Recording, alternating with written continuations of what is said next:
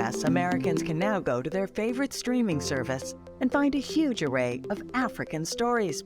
Content produced by African producers, starring African actors, and sharing African perspectives.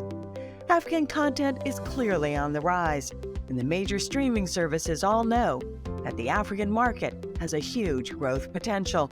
Film can be big business, but it's also a powerful asset in cultural diplomacy.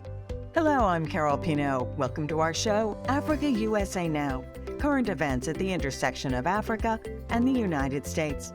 Our program is presented by the World Trade Center, Washington, D.C., and supported by the African Development Bank and the Africa Investment Forum. Africa has a long tradition of storytelling, passing folklore from one generation to the next. But stories on Africa in the global media, well, historically, those weren't Africa's own stories. And what they often did was present Africa as a stereotype, either a continent in chaos or a pristine nature's paradise, almost devoid of humans. Today, Africa's own film and video content is having a heyday. The major streaming services are seeking out African filmmakers, snapping up African-produced narratives. It's love stories, buddy flicks, historical drama, superhero films, crime thrillers, and lots of reality TV. It's every genre you would see in any other market, but with African talent, perspectives, and an African flair.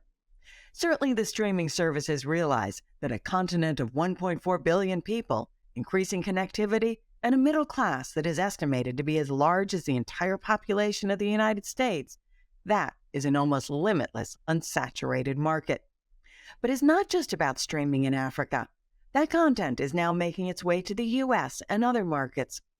Looking at the major award ceremonies and film festivals, it's clear that African stories are going global. Wherever you are, African content has probably already come to a screen near you. Let's go to our guests, because these are the very people who are responsible for bringing African stories to a global audience. Yolisa Phahle, CEO at Showmax at the MultiChoice Group.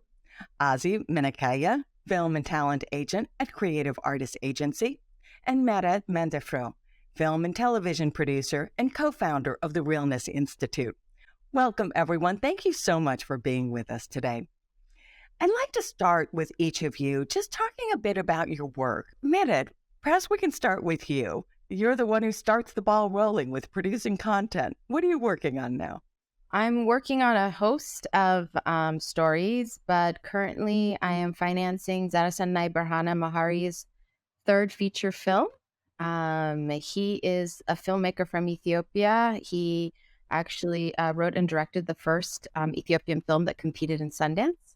And then I'm mentoring a host of filmmakers across the continent through Realness Institute.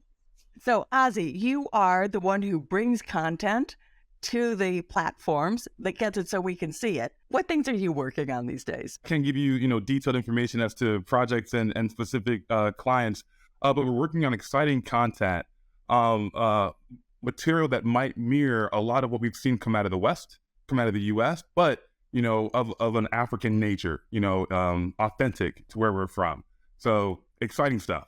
And Yolisa, what are you going to be bringing to screens near all of us? We do have some fantastic shows coming out of Africa. We've just wrapped production on Shaka Zulu, so probably the most famous African in the world. A series was made actually in the 1980s. Apparently it still is the biggest selling African series and continues to be viewed around the world. Well, we are telling the Shaka story from the African perspective. We now have taken a very brave move to invest probably more than anybody has done in a drama in Africa. And locally, I should say, our story will be told 100% in Zulu. So that's absolutely huge for us. Hollywood has a certain look, Bollywood has a certain look, and then you have Nollywood, but that's one part of Africa. Is there something that you would say that really makes it African cinema?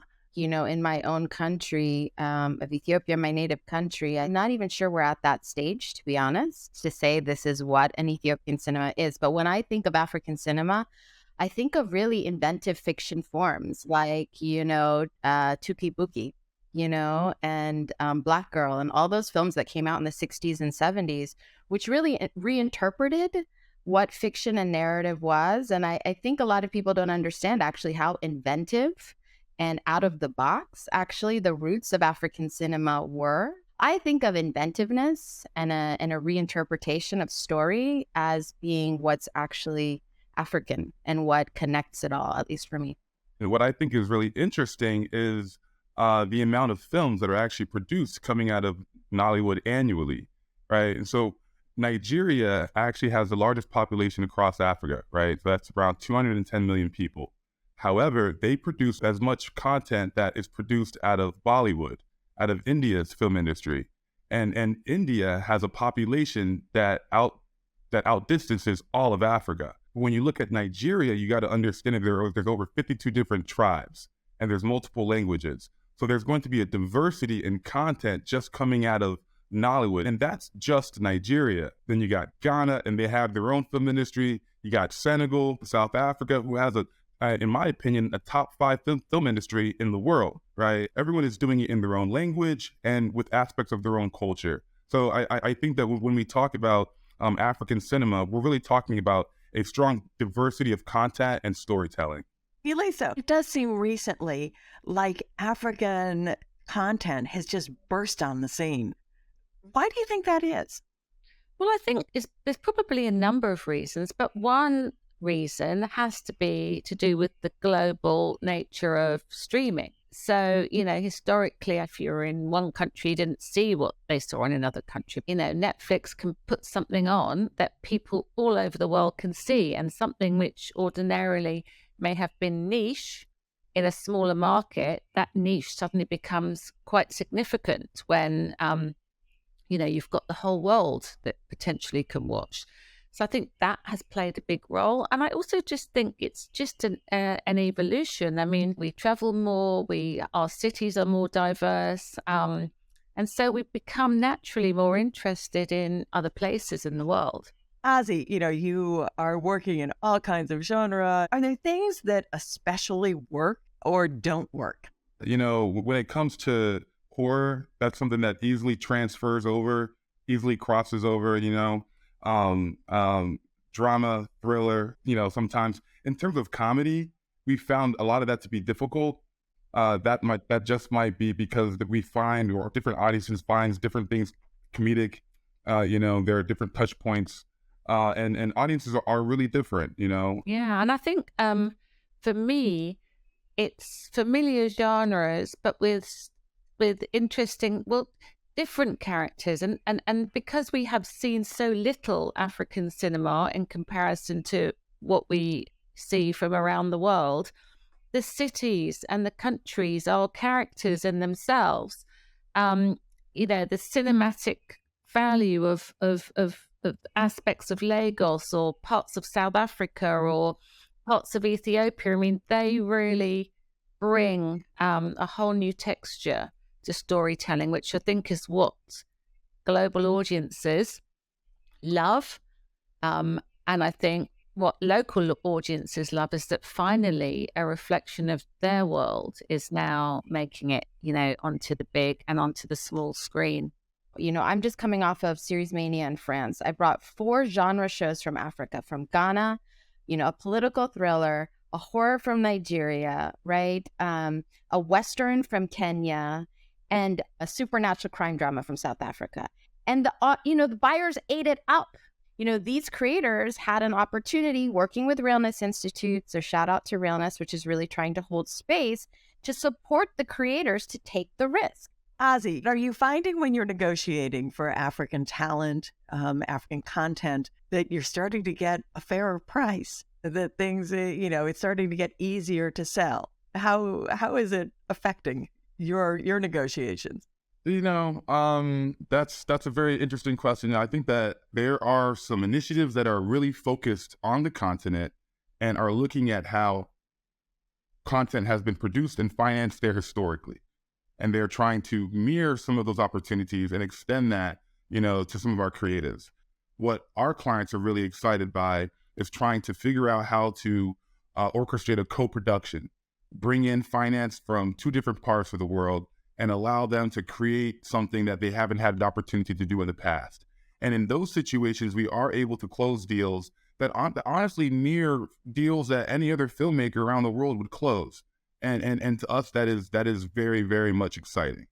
Mehret, Africa has had just such a tradition of storytelling. How much do you think that Africa's storytelling tradition kind of gives it a leg up in film and cinema? I think that tradition is very alive, very healthy, and I do think it gives it a leg up. I think the question becomes in actually onboarding into a global entertainment industry, right? But the talent and the ability to tell stories and the ability to influence culture has always been there. Africa's always been doing this, regardless of whether it gets the economic credit for it or not, right? Now it's like, how can we remunerate? How can we actually make sure that creators are getting paid on the ground in the right way? How can people actually benefit from that influence, as opposed to what's happened, which is, the extraction of culture, the benefit for other pockets, IP that stays in Europe or wherever else. So I think it's a question of just having the systems actually benefit the producers and the creators on the ground,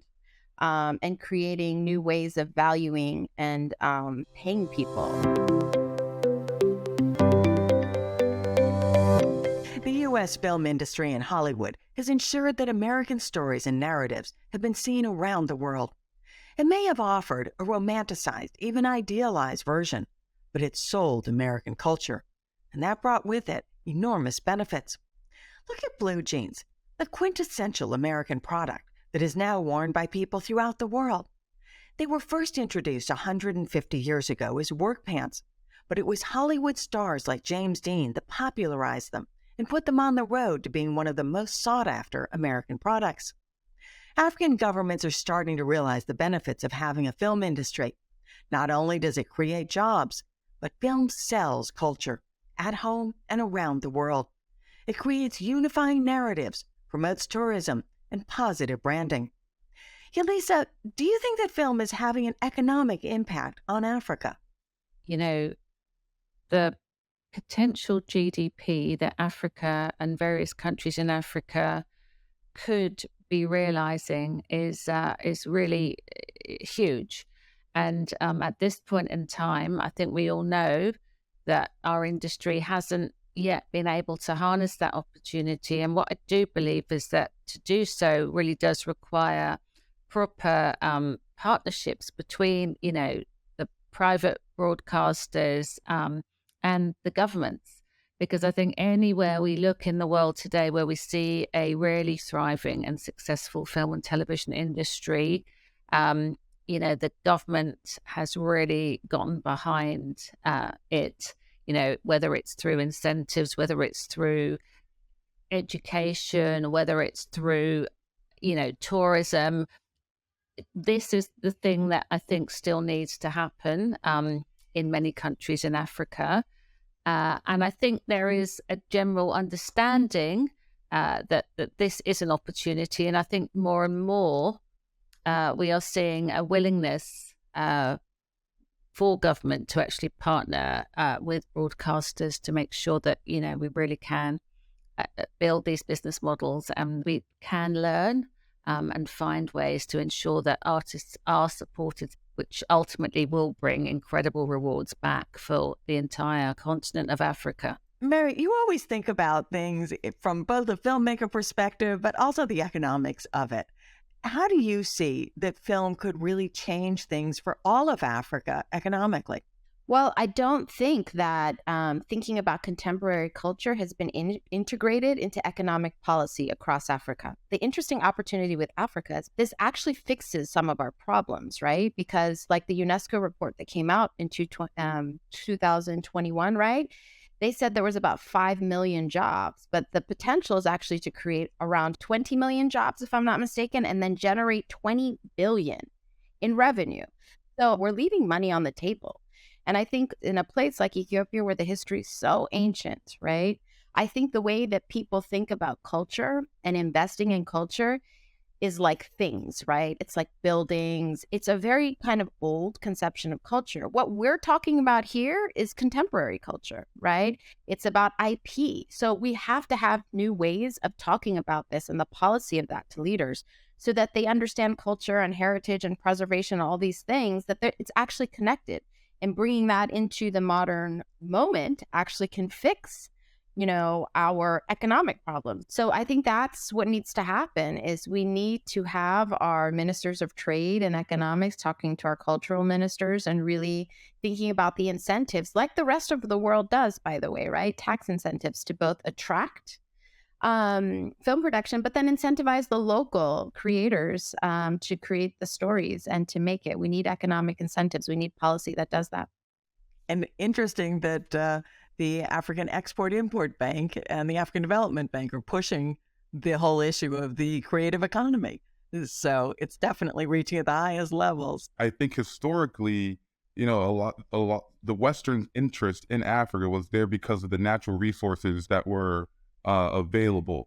I think that the contemporary natural resource is going to be the actual creative ability and stories and IP that actually exists there today, and ensuring that Africans monetize their own natural contemporary resource, I think is going to be an absolute necessity, right? And how can we figure out how to support the local filmmakers, the local business, so that we can bring in the revenue, bring in the profit, and have that go and land on the ground in Africa versus somewhere else, and them say, well, let's send you your share of the profits. Let the profits come to Africa, and then we can send people their share and their profits out of the continent.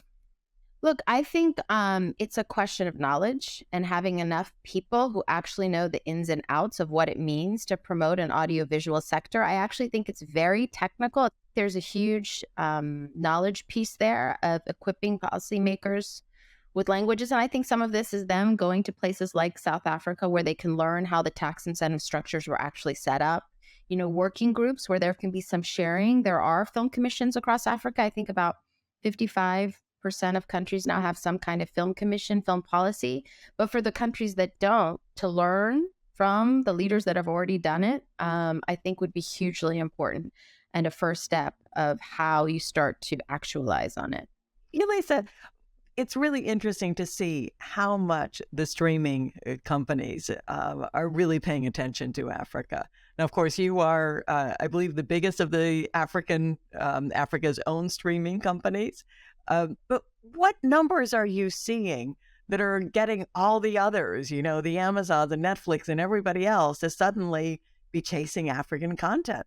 Well, I mean, I don't know what their numbers are, but I do know that we are probably the last greenfield sort of opportunity for SVOD in the world. So, I mean, you spoke about the huge population size, you spoke about the growing average GDP, which Africa is experiencing. We are very sort of fast approaching that tipping point, whereby there will be some sort of exponential growth curve in terms of streaming in our markets. And everybody knows that. So everybody's looking, just where they can find this big growth. And obviously Africa is the place that we all know is probably the next hotspot. So at Showmax, we have really doubled down in terms of our local production, and we're really targeting that middle and mass market. We really want to democratize streaming, and I think everybody can see that there is growth to be had in Africa. I think also it's really important to know that there's these huge local changes happening in these markets, right? Yes, there's Netflix and there's these larger kind of companies coming in. But for example, in Ethiopia, like 2016 on, there was an explosion in private broadcasters, and all of a sudden it really started a race, another scramble, if you will, for audience share in a country of like 110 million people, where there were 4, channels, or really mostly national broadcast channels, private broadcasters came in on the scene. So there's a lot of individual entrepreneurs on the ground that are also really shaking things up and often taking huge risks. This is like both a bottom up and a top down kind of thing that's happening across Africa because people want to see their stories, and so they're not waiting for the changes either. I think that's a really important part of the story that doesn't get told often. I think that we also understand the fact that Africa has a large diaspora that is all around the world, and we're also going to influence what our neighbors and our friends watch, right? And so I'm based here in Los Angeles. When there's when there's a strong African show or film that comes on that's on Netflix, Amazon, Showmax, whatever. And the first thing I do is I try to tell my friends about it. Like, you have to watch this show, right? And I think that helps, content travel. That it helps breed interest. Nearly 20 years ago, the African Union began pushing for changing the narrative on Africa. Countries started to launch branding initiatives, including Brand South Africa, that promoted a Made in Africa program. In recent years, the narrative in the global media has improved somewhat, but there still remains a huge gap between perceptions and realities on the ground. One could say it's just ignorance about a faraway land, but that perception has an enormous negative impact on Africa's ability to develop. In almost every investment, there is what is politely referred to as the perception premium, a higher cost due to perception of risk and not to the realities of risk. So if film can help sell a culture, can it finally make a dent in those well-worn stereotypes?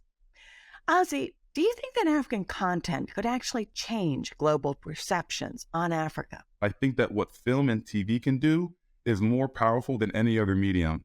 I was born and raised here in the U.S., and there wasn't a lot of content that I had access to that informed in an authentic manner of where my parents were from, which was Nigeria. Yes, they also told me stories, but then I also heard stories about Africa from my classmates who had never been there, from TV shows that were not authentic. I didn't understand that I should see images of myself. It was just the reality of the situation.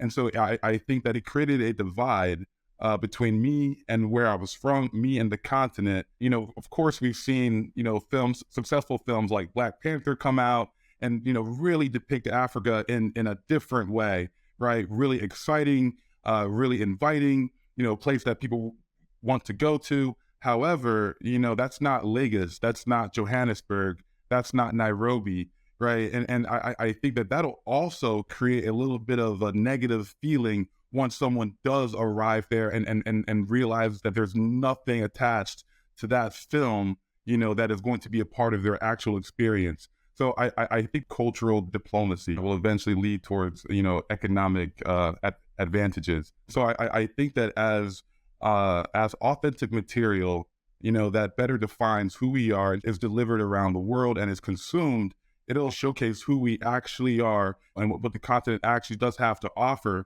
that is really going to be able to begin to change people's perceptions. I think that will ultimately allow us to compete more efficiently in the global competition that exists.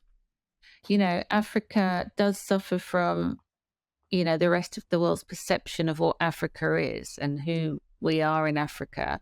And, politicians spend their time going to Davos or big summits to try and explain the potential of Africa. But actually, a great piece of music or a great piece of cinema can do that so much more powerfully than, a politician. And to see this creativity and this talent, or to hear the music and see Africa as it really is through our eyes, you can dispel all kinds of stereotypical images immediately. So I think there's so many benefits to actually using our film and television industry to create jobs, to dispel inaccurate perceptions, and to bring joy to people. Mehret, when big African institutions are negotiating for building a road, a bridge, a new transit system, they pay a premium because of a perception of risk. How much could film change that? I think it could change all of it, right? Because what film does better than anything else is show you what you don't know. I actually don't think that there's any other medium that does it as effectively as film does.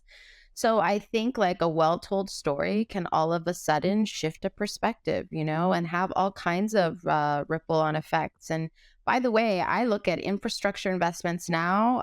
You should be making creative ones, right? Infrastructure is no longer just rock, dams and highways and things. It's actually the infrastructure to tell our stories. So I think that's also infrastructure. Yolisa, one of the things that American broadcasters often say about putting out content on Africa in the news, they would say, well, yes, but audiences aren't interested. And it sort of is like eating your vegetables instead of, a candied dessert. Like, yeah, but it's good for you to actually know about the world. So in looking at what you put out, how much do you think about what's good for people to know versus the latest reality show that everybody loves? I actually think that people have more in common than sometimes we'd like to believe. We all like the same stuff. The biggest films in our market are still action films, are still rom-coms, are still incredible animations. So, I don't think it's that difficult. I think it really is just about making a conscious decision. I think it's about understanding that audiences are looking for different things now. I think it's about understanding that people do have more access, to TV on the go anytime they want it. And I genuinely believe that this change is happening, but we can and we will continue to do more to make sure that our industry reaches its full potential. I mean, when I think about what Game of Thrones did for tourism in Ireland, or when I think about what Lord of the Rings did for tourism in New Zealand, we could have that in Africa. I mean, there are so many beautiful places in Africa. There are so many historical places. I mean, we spoke about Ethiopia and the history in that country. We've really got to just grab these opportunities, work with our governments, work with our tourism, work with our ministers, put our money where our mouths are, believe in ourselves, and our industry is going to look very different in the short to medium horizon. It's kind of like the circulation of stories and what kind of stories get circulated in the old world is very different from the opportunity right now. I think part of changing that is also supporting the creators, resourcing them, giving them the actual resources they need in order to, tell us a different perspective on Africa, right? If the machine supports only these kinds of stories, that's what gets told, right? One thing that African writers and producers have never had is anyone to support them through development. That does not exist in our market. It is by far one of the weakest. Getting paid as a writer in Africa or a producer to develop a story is almost unheard of, right? And I think that's equally important. I think that Mehret is so correct. Here at the agency, we created an initiative that's focused on talent based there on the continent. After living in Nigeria and coming back to the States, I realized that, my peers on the continent were as ambitious and as talented as any people in the world. So CAA Africa is an initiative that is basically focused on extending the same resources that filmmakers around the world take advantage of on a day-to-day basis. I think that our day in the sun is coming. I think that we're one of the last regions that haven't been really tapped by the rest of the world. We are that last frontier. So I think that it's ultimately up to us to make sure that our filmmakers are prepared, that we're ready to tell our stories, and that we have the capability of doing it at the highest level possible. Yolisa, what are you doing at Showmax to really bring up new talent?